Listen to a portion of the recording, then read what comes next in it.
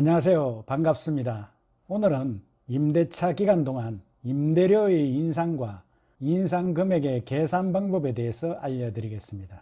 들어보시고 도움이 되시면 구독과 좋아요 부탁드립니다. 상가를 임대해서 영업을 하다가 여러 가지 사정으로 임대료를 올려야 할 경우가 생기게 됩니다.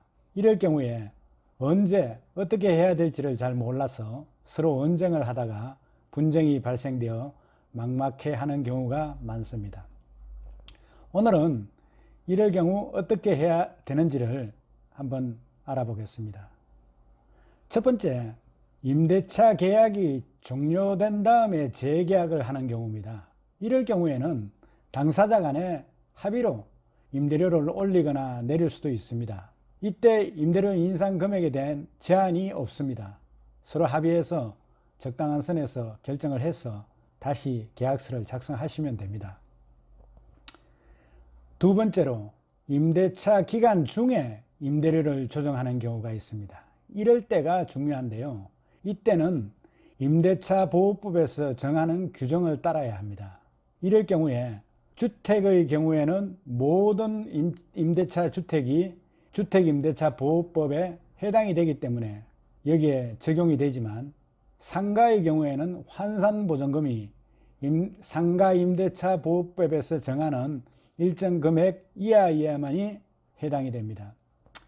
임대차 보호법에는 임차 건물에 대해서 세금이나 공과금이 올라서 부득이한 경우에 임대료를 인상할 수 있다, 이렇게 되어 있습니다. 그러나 이럴 경우에 무작정 임대료를 올리는 것이 아니고 주택이나 상가나 연 5% 이상 인상할 수가 없다고 정해놨습니다.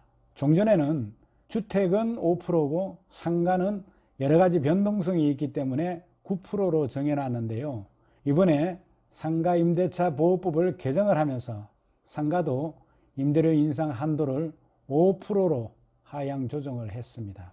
이렇게 해서 임대료가 인상이 되면 향후 1년간은 임대료를 인상할 수가 없습니다. 임대료는 1년 단위로 조정이 가능한데요. 몇 년간 임대료를 올리지 않았다고 하더라도 1회에 5% 이상 올릴 수가 없습니다. 임대차 기간이 존속하는 동안에는 몇 년치를 한꺼번에 올릴 수 없다는 얘기입니다. 다음은 임대료 인상에 대한 계산 방법에 대해서 알아보도록 하겠습니다. 임대료 인상의 금액에 대한 계산 방법은 아주 간단합니다.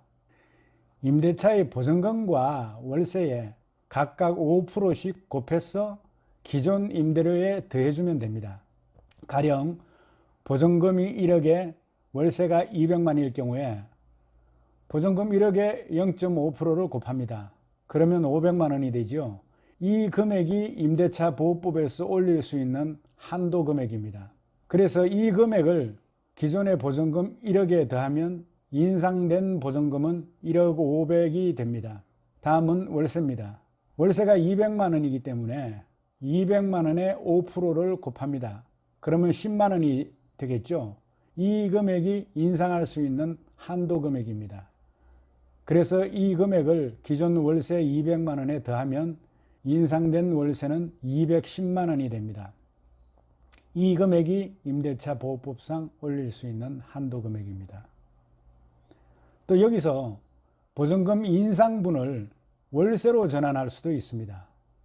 일반적으로 보증금을 월세로 전환할 경우 환산보증금을 계산할 때처럼 보증금에 있는 금액을 그냥 100으로 나눠서 월세로 가져오는 걸로 알고 계시는 분이 많으신데, 이것은 전혀 잘못 알고 계시는 겁니다. 이번 기회에 확실하게 알고 가도록 하겠습니다. 보증금을 월세로 전환할 때는 조금 복잡합니다. 전환 금액을 계산할 때 비율을 적용하는 두 가지 조건이 있는데요. 첫 번째는 은행의 대출 금리와 해당 지역의 경제 여건들을 고려해서 대통령령으로 정해놓은 연 12%라는 비율이 있습니다. 이것은 일종의 상한선이 되겠죠. 두 번째는 한국은행에서 공시한 기준금리에 4.5배를 곱한 비율이 있습니다. 이것도 대통령령으로 정해놓은 겁니다. 이 두 가지 중에 낮은 비율을 적용시켜야 됩니다. 그러면 실제로 한번 적용을 시켜보겠습니다. 첫 번째, 임대차 보호법 시행령에서 정해진 사안선 연 12%가 있고요. 두 번째, 한국은행 기준금리가 가령 연 2%라고 할 때 좀 높네요. 이것은 예를 든 겁니다. 임대차 보호법 시행령에서 정해놓은 4.5배를 이 2%에다가 곱합니다. 그러면은 연 9%가 되겠죠. 그래서 은행 대출금리 12%, 그러니까 상한선으로 정해놓은 12%와 비교해서 낮은 금리를 적용해야 되기 때문에 연 9%를 적용하게 됩니다. 그래서 이 9% 금리를 적용해서 아까 보증금 인상된 부분 500만 원을 월세로 전환해 보면 인상된 부분 500만 원에 0.9%를 곱하면 45만 원이 됩니다. 이 금액을 12개월로 나누면 월 37,500원이 됩니다.